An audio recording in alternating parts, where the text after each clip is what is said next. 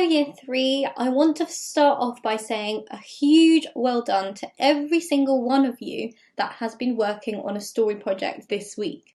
Trust me, I know that writing a story takes a lot of brain power, it's very challenging and sometimes it even hurts your hand and your wrist because you're writing so much.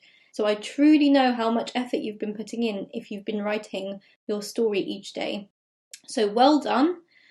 We're finished with the stories now, we've just got the last stretch to go, which is making sure that they're finalised, and then next week we're going to take a break from story writing. So let's put all our effort in to completing this final stretch of the marathon, and then we can relax.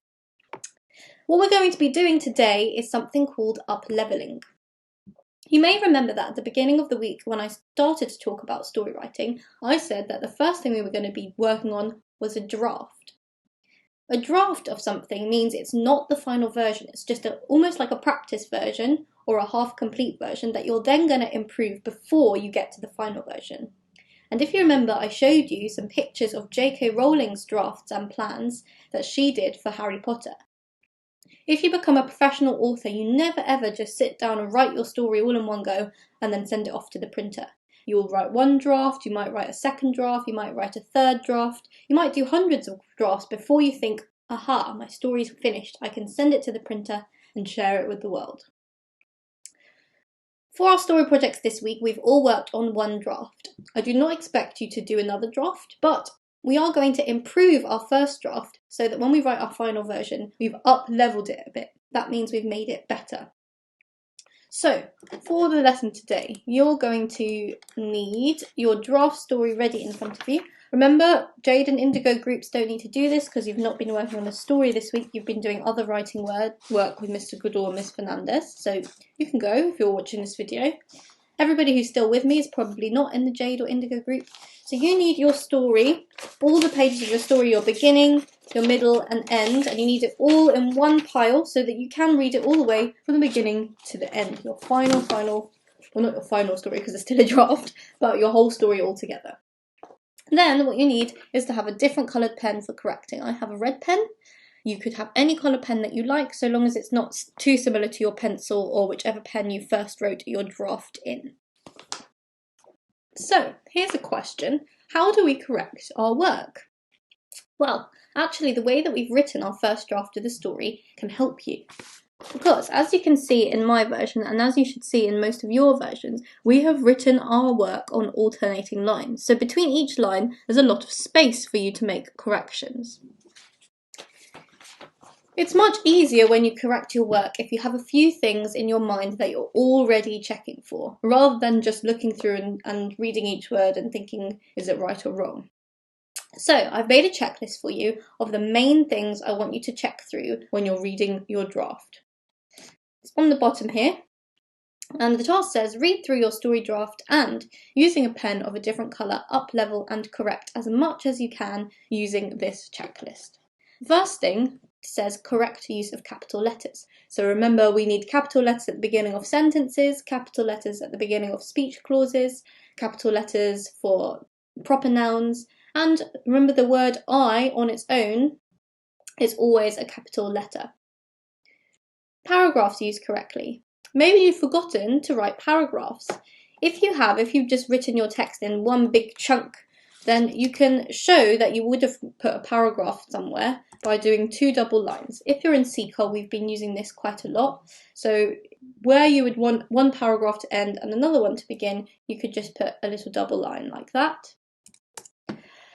Punctuation used correctly. All of you should know how to use commas, full stops, exclamation marks, question marks, inverted commas. But sometimes when we're writing, we just accidentally forget. I do it quite frequently. I often forget to put my question marks, for example. So check, is your punctuation used correctly? Check your spellings. A lot of you make small spelling errors, but if you actually checked your work, you'd probably be able to correct some of these. And make sure you have complete sentences that make sense. So just make sure there's no words missing or you haven't accidentally used a phrase instead of a sentence. So those are the 5 things: capital letters, paragraphs, punctuation, spellings, and sentences. That is what we are checking for. Now, when I was checking my work, this is what it looked like once I started to put my corrections in. So you can see that when I have written a word incorrectly, so here I forgot to put my capital letter, I crossed it out with my red pen, and above it, since there's space on the line above, I wrote how the word should be. When I accidentally put in a piece of punctuation that I didn't like, so here I put a full stop and I realised that actually wasn't a good idea, I crossed it out neatly with my different coloured pen. Sometimes you might just need to rewrite a word, so here, because I've crossed out this full stop, the W doesn't need to have a capital letter anymore because it's not the beginning of a sentence, so I just rewrote it. Sometimes you might need to add a word in. Where here I've forgotten a word, all I needed to do was put a little cone-shaped arrow here to show that there's a word missing, and then write the word that I needed to put in. You can see I've done it once over here and once over here where I missed out. This wasn't actually a word I missed out, but when I was reading through my work I thought, you know what, I can just add an extra adjective and it will sound a lot better. That's a way of improving my work, so I just added in this word using the little arrow. Here you can see I just missed a piece of punctuation, so all I did was add it in my different coloured pen. And here you can see I made a spelling mistake, so I crossed it out and wrote it correctly. When you're correcting your work, it should look like this. Remember always to write your corrections above whichever word you're correcting, not below. So you can see every single time I've always done it above on the line above. And if you have a whole sentence that you want to correct, there is space. You can cross out a whole sentence and you can replace it by writing on the line above. It doesn't matter if your work is absolutely full of red pen or different coloured pen after you finish correcting it. That's actually a good sign. It means that you were able to check through your work and find lots of ways to improve it. So the more corrections that you make, in some ways, it's the better. Remember that no one ever writes a perfect story in the first draft. So what I'm going to do is give you some time now. You can pause the video. I would like you to spend about 10 minutes reading through each page of your story, and as you go, making your corrections wherever you need to with your different coloured pen. Once you've corrected your whole story, so you've read it all the way through from beginning to end, then come back to this video and press play, and I'll explain the last thing that I want you to do. But first, it's time for you to do your corrections. So here's your checklist. And off you go.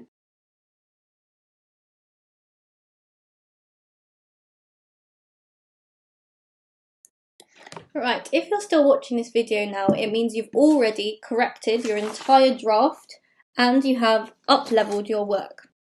So you've actually already achieved the LI for today. The last thing I would really like you to do is to write up a neat copy of your work.